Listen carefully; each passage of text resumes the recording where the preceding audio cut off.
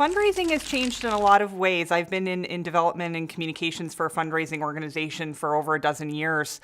And certainly social media and technology has really changed the landscape of how people are fundraising. It's important to realize that every member of your team is a content marketer. They're a brand ambassador for you.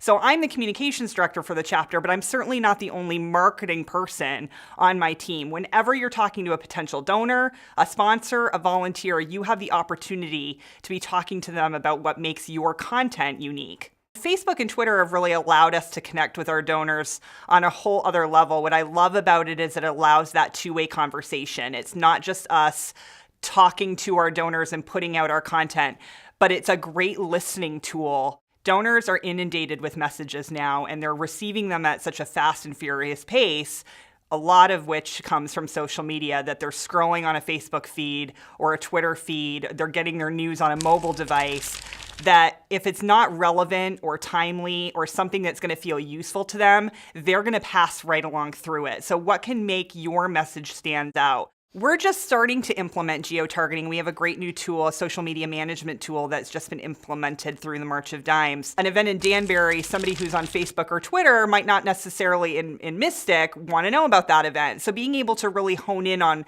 what those messages in each of those communities are going to be, I think is going to be really important. And I think being able to connect with your donors through that as well and making them feel personally invested in the success of your organization. People really do feel invested, that it's not just they're donating dollars, that they really are a part of the movement that you're trying to do.